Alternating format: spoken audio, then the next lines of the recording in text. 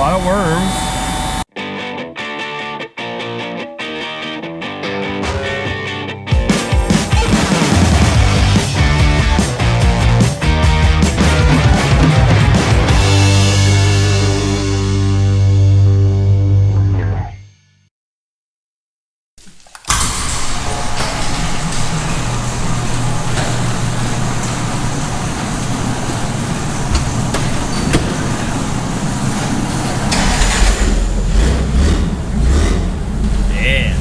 So we had the agronomist over this morning looking at our cover crop of rye on our organic ground, and he said that we are good to go and plant the organic soybeans, which I'm excited for because planting soybeans into 1.5 foot tall standing cereal rye is one of the most beautiful things that we can do on a farm. So we plant organic soybeans at a lot higher population than our conventional soybeans.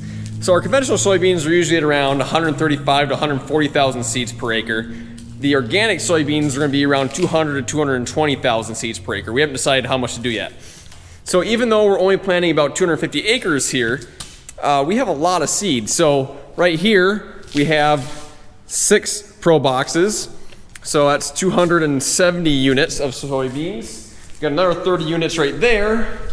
Plus we got another 2 boxes right here of a different brand. Notice the organic box sticker. I don't know how many unit boxes those are, but all I can say is we have got a lot of seed for this. So I'm only going to load up 4 boxes right now because frankly we have a 4-box seed tender, so that's all I can really do.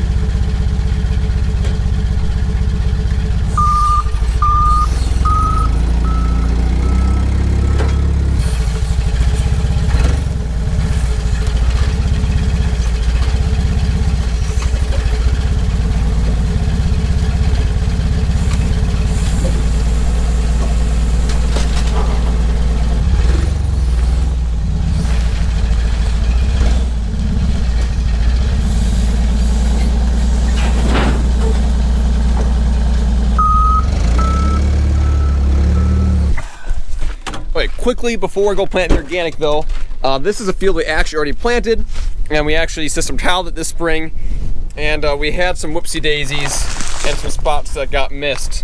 So I have 1 bag of conventional seed here. There we go. So once I get in the planter here, I'll show you guys our mistakes and what I'm doing here. Then I gotta clean out the planter and get it ready for organic, which of course I'm gonna bring you guys along for because a lot of people are quite curious of what the process is to switch their planter over. I spit every time I say planter. There we go. A lot of people are curious of what the process is to switch a planter over from conventional to organic. So I'll bring you guys along for that, and then we'll plant the organic. Okay, so this field was system tiled, as you can see, and what we were doing was we ended up planting it as we tiled it. So the last thing to get planted was this corner right here because that was the last thing that was tiled. And as you can see, we kind of had a whoopsie with our turning around. We left some gaps. So all I'm going to do is put the planter down, head at an angle, and I'm just planting at 100,000 population. So not doing a whole lot, just something to get some beans in those little spots so don't have weed patches. And then we head over to the organic ground, which is right in the other side of this hill. All right, so I got the little bit of soybeans planted that I needed to get planted. And now I'm going to clean out the planter to get ready for the organic soybeans. So there's a few steps to do it, but overall it's pretty easy. So first step is we got to clean out these big central seed tanks. Pretty darn simple. There's these little trapdoors at the bottom, so you just got to hold a bag of seed below them, open these trapdoors, and there's very little seed in there to begin with, so that'll be extremely easy. Next, we got to get all the seed out of the units. So as you can see, if I open like this little thing here, there's some seed left down there in the bottom. So that's also very easy. There's in the frame, there's a little thing that you hang off the side of the unit here.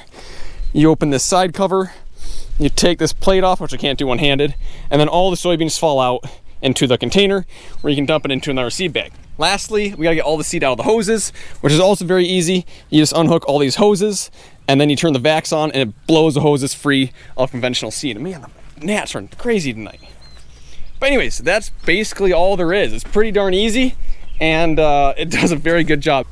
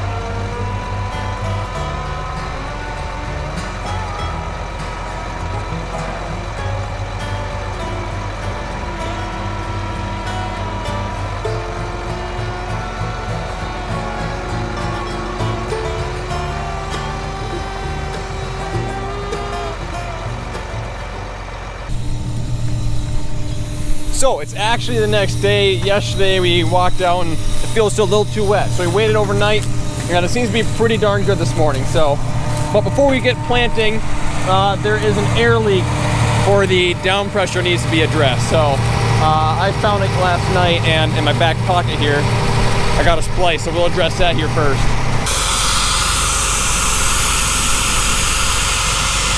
Well, if we didn't have a leak before, we have one now. I'm gonna reroute a bunk here just for now, then we can fix it. It's not a very long line. It's only from here to. Yeah. We'll just reroute it. We'll make it a little shorter. Okay, I think it'll be fine there. Beautiful. I might actually put it like that. Yeah. All it needs to do is last a day. 2 days. Oh yeah, true. We'll be planting slow. True.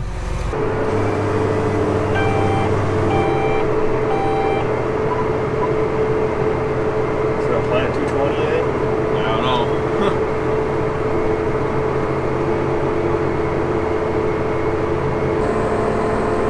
Same thing happened last year. It started all good and then it slowly started going down.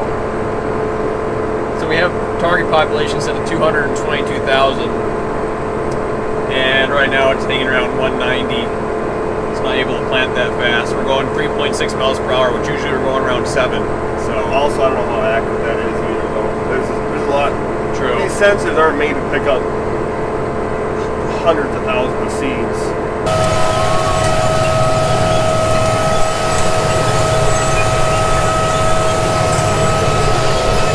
Man, this is gorgeous. I love this so much.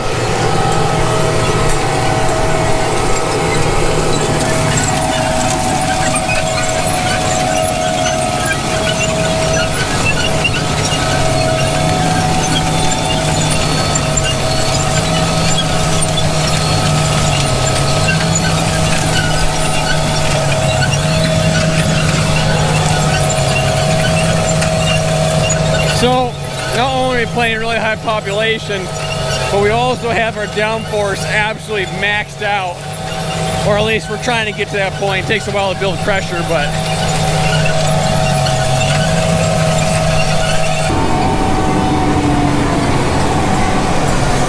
I'm the supervisor today.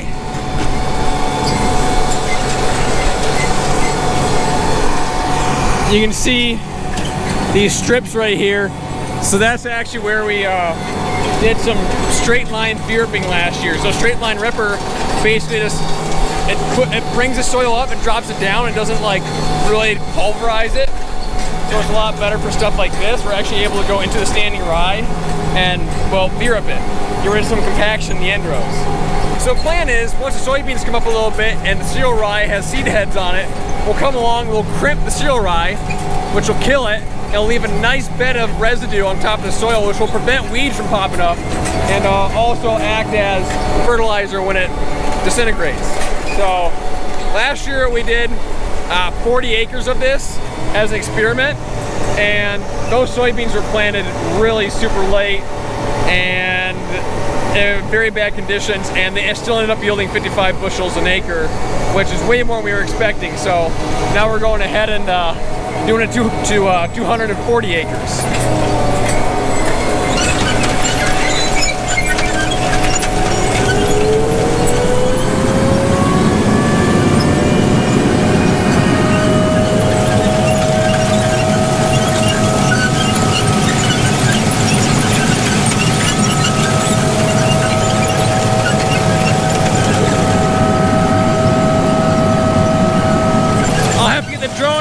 Soon. We just lowered we raised the down pressure up to 250 psi and lowered the depth a little bit, so. See, we're gonna need a rain on it. I'm having a hard time closing the trench. I mean, it's... Are closing wheels all the way? Yeah. Down? Yep.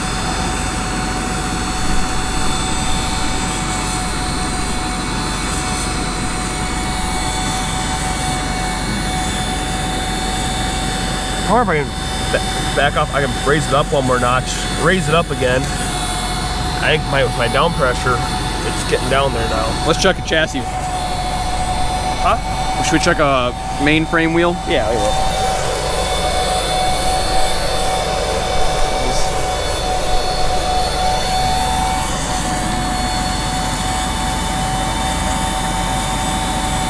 A lot of worms.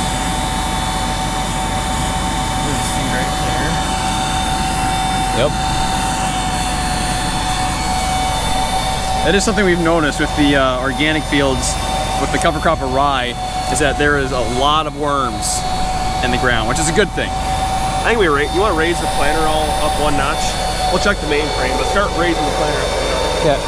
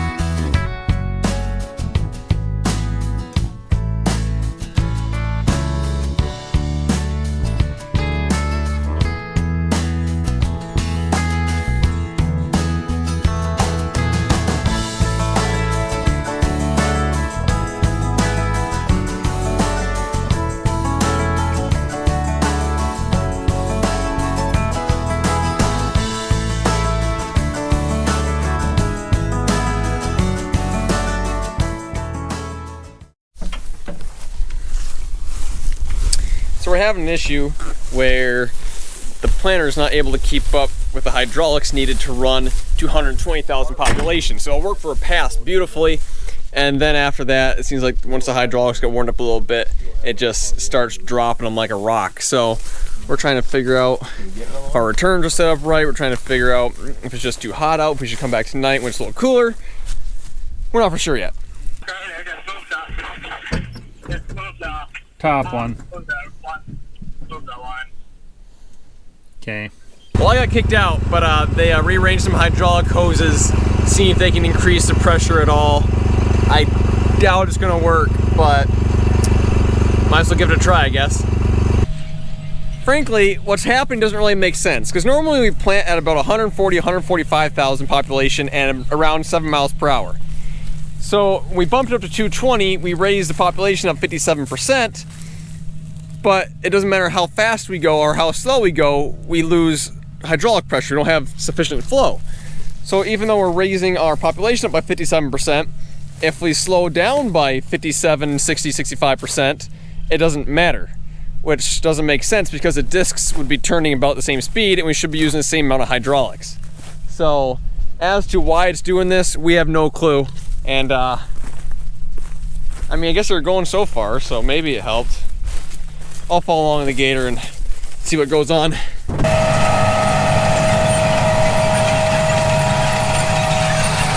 Well, I wish I was in the cab to tell you guys, but it seems to be working.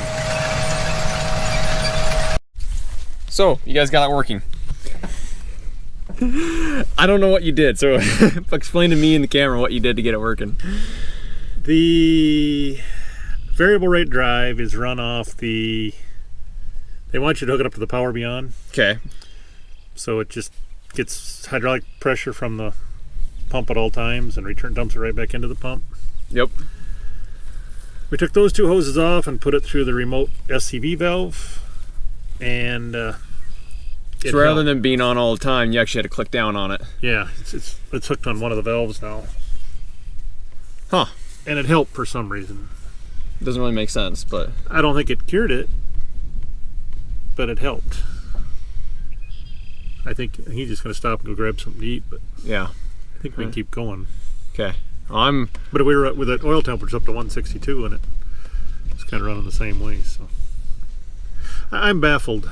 I don't know why slowing down. You'd think if you slowed down, it would. Yeah. No, I was trying to explain that earlier to them that, you know, we're raising the population by 57%, but if we slow down by 57%, it doesn't help. Well, then I did the math. When we were planting regular beans, we were dropping about 4.5 million seeds an hour. Okay. At 5 mile, or where you guys were going earlier, we were dropping 3.5. Oh, really? With the reduced speed and the higher population. So the discs are actually going slower. Plus, it's a 15-inch planter. Yeah, yeah. It's not like if you had a 30-inch planter, they'd have to be going twice as fast. Yep. But I mean, but you do have more overall resistance because there's more rows, because efficiency would go down. The pumps will take more to pump. Yep. It's going to take more to spin that. Yes. Yep. So. But we had one dealer tell us that the discs were maxed out, but they're obviously not maxed out. I don't know. All right. Well, I think I'm going to end it here because he's going to come back plant tonight, but I got to go to bed so I can go to my 8 to 5 job in the morning. So, see you guys in the next one. I thought I ended the vlog, but apparently I didn't. Instead of helping me, you're... Yeah, no, I'm providing entertainment to the people of the world. Yeah, I love you too. Oh.